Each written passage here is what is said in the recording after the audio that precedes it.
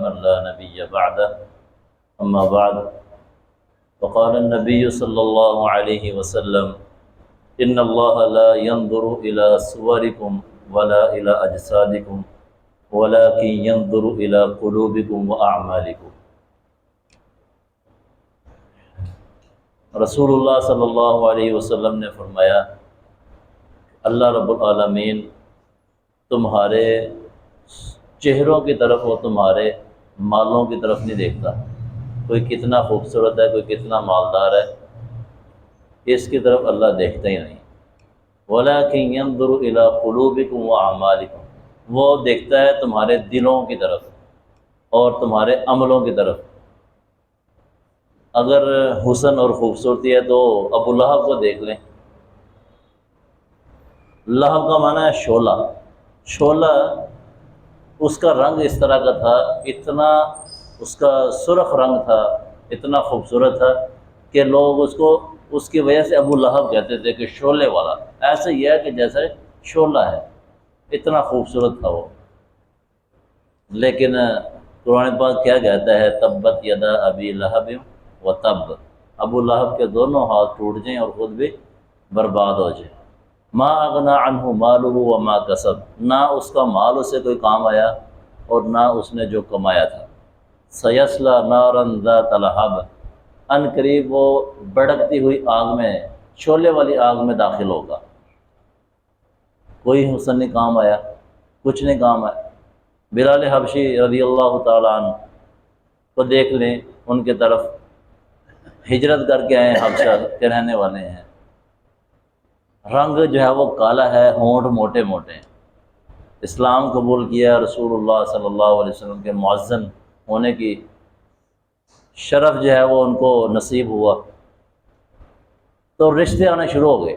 ان کے بارے میں آتا ہے کہ کوئی کہتا ہے کہ میری بہن سے رشتہ کر لیں، کوئی کہتا ہے میری بیٹی سے رشتہ۔ اتنی عزت ان کو، اتنی عزت دے رہے ہیں، ہر کسی کی خواہش ہے کہ ہمارے ساتھ رشتہ کر لیں۔ چنانچہ عبد الرحمن بن عوف رضی اللہ تعالیٰ عنہ مکہ کے بڑے تاجر تھے، ان کی بیٹی کے ساتھ، حالہ کے ساتھ ان کی شادی ہوئی۔ دلوں کے اندر جو معیار تھا صحابہ کے، وہ تقویٰ تھا۔ بلال کے پاس کیا تھا؟ کوئی حسن نہیں ہے، کوئی رنگ نہیں ہے، کوئی مال نہیں ہے، اصل میں وہ دیکھتے تھے معیار ہے تقویٰ، جو دل کے اندر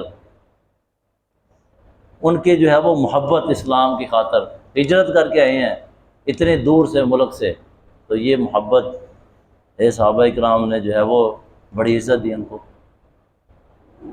رسول اللہ صلی اللہ علیہ وسلم کا جب معراج کروائی گئی تو آپ صلی اللہ علیہ وسلم کو جنت کی سیر کروائی۔ جنت کے اندر دیکھا آگے آگے جیسے کوئی بندہ چل رہا ہے، کسی چلنے کی آواز کو سنا تو بتایا گیا کہ یہ بلال رضی اللہ تعالیٰ عنہ کی چلنے کی آواز ہے، جو نبی علیہ السلام امام الانبیاء سے بھی آگے آگے آ رہے ہیں۔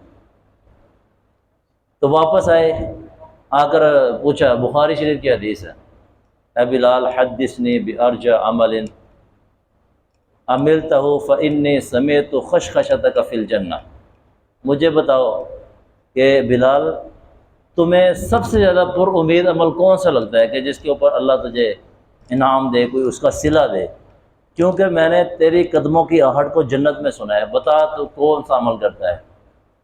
وہ کہتے ہیں کہ ما احدثت قط الا ان توضعت، میں جب بھی بے وضو ہوا ہوں تو میں نے فوری وضو کیا، بے وضو نہیں رہتے تھے، وہ ہر وقت با وضو رہتے تھے۔ وصلیت بذلک الطہور ما قدر لی ان اصلی، اور اس وضو کے ساتھ جتنا اللہ نے میرے مقدر میں کوئی 2 رکعت 4 رکعت لکھی ہوتی میں اس کو پڑھ لیتا تھا۔ یہ عمل ہے۔ اللہ رب العالمین عمل کی طرف دیکھتا ہے، دل کے تقوی کی طرف دیکھتا ہے۔ یہ نہیں دیکھا کہ رنگ کے مال کچھ بھی نہیں ہے اس کے بعد۔ اس کو اللہ رب العالمین نے عزت دی ہے بلال حبشی رضی اللہ تعالیٰ عنہ کو، ان کی تکلیفیں اور مصیبتیں جو انہوں نے اللہ کی راہ میں جی لی ہیں اور جو ان کو مصائب کا سامنا کرنا پڑا ہے، اس کی وجہ سے اللہ نے جو ان کو انعام دیا ہے۔ میرے محترم عزیز بھائیو، اللہ کو یہ مطلوب ہے، یہی صحابہ کرام کے اندر معیار تھا اور کچھ نہیں تھا۔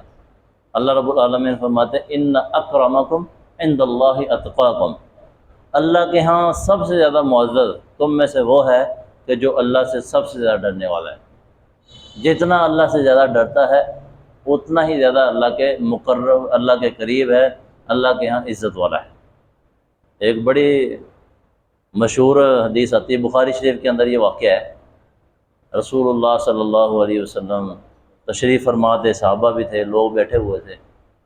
ایک شخص وہ گزرا تو رسول اللہ صلی اللہ علیہ وسلم نے پوچھا کہ یہ جو بندہ ہے یہ کون ہے؟ بڑی چھاٹ پھاٹ کے ساتھ گزرا۔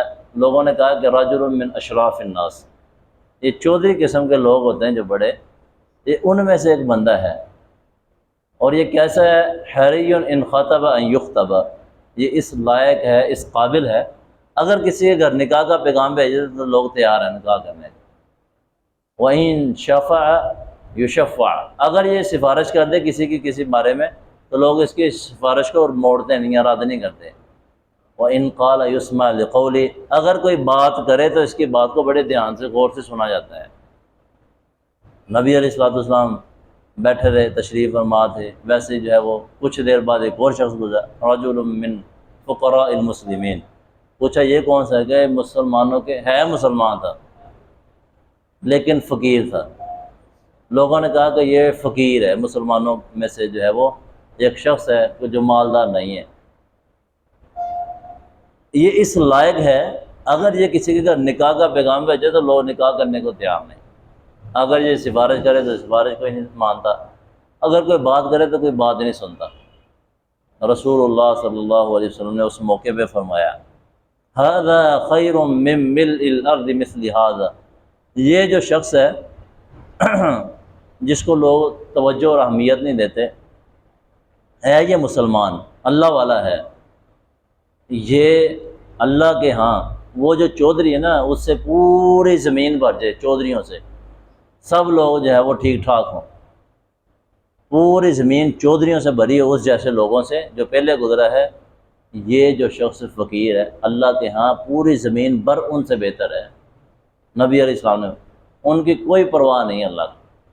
وہ آتا ہے نا حدیث میں، نبی علیہ السلام نے اِنَّهُ لَيَأْتِ الرَّجُلُ الْعَظِيمُ السَّمِينُ، ایک موٹا بھاری بھرکم شخص کل قیامت کے دن اللہ کے سامنے پیش ہوگا، ما یدن عند اللہ جناح بعوضہ، فرمایا کہ ایک مچھر کے پر کے برابر بھی اس کا وزن نہیں ہوگا، کوئی اہمیت نہیں ہوگی اللہ کے ہاں۔ کوئی بندہ کھاتا پیتا ہے، بڑا جو ہے وہ بنا پھرتا ہے، اگر اس کو اللہ کی طرف رغبت نہیں ہے، اللہ کے دین کا خیال نہیں ہے، اللہ کے ہاں اس کی مچھر کے پر جتنے بھی اہمیت نہیں ہے۔ تو میرے محترم عزیز بھائیو، اللہ کے ہاں اگر کسی چیز کی اہمیت ہے، اللہ رب العالمین کو اگر ہم سے کوئی چیز مطلوب ہے، وہ یہ ہے کہ دلوں کا تقوی جو دل کے اندر پایا جاتا ہے۔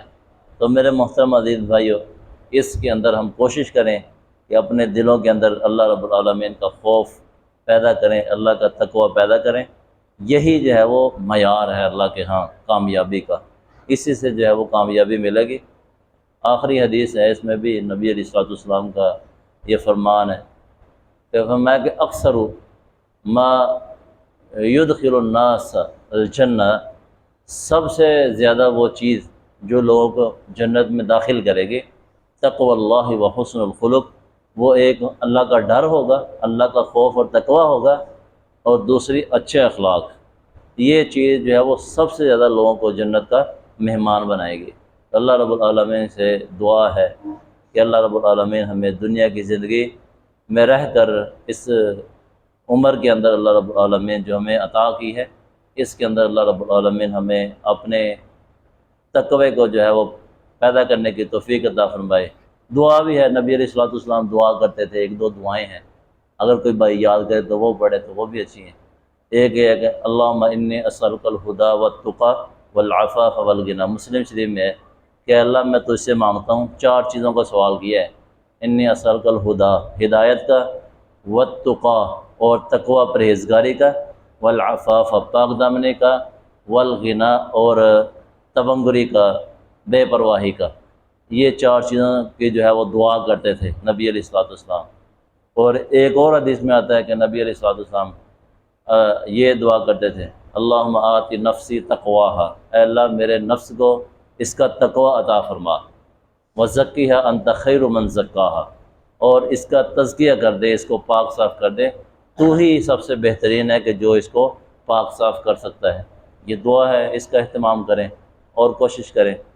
یہ جو دن ہے یہ بھی بڑے قیمتی دن ہیں، ان کے اندر بھی کوشش کریں کہ اپنے اعمال جو ہے وہ اللہ کو بڑے محبوب ہیں، کرنے کی کوشش کریں۔ اللہ رب العالمین ہمیں بات کو سن کر سمجھ کر اس پر عمل پیرا ہونے کی توفیق عطا فرمائے۔ جزاکم اللہ خیر۔ السلام